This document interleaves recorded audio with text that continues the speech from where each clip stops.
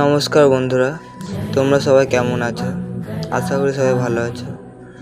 আমার এই আজকের ভিডিও থেকে জানবো মা কালীর পুজোতে জবা ফুল কেন অপরিহার্য, জবা ফুল ছাড়া কেন পুজো অসম্পূর্ণ।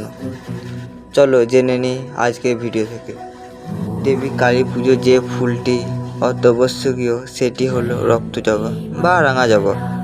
দেবীর চরণে আমরা অর্পণ করি। এছাড়া এই ফুলের দেবী মালাও তৈরি করা হয়।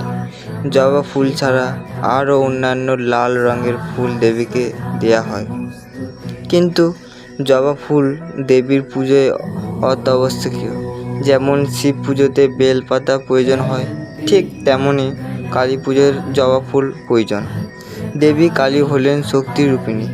শক্তির রং হলো লাল, এই কারণে দেবী পুজোতে লাল রঙের জবা ব্যবহার করা হয়। তো বন্ধুরা,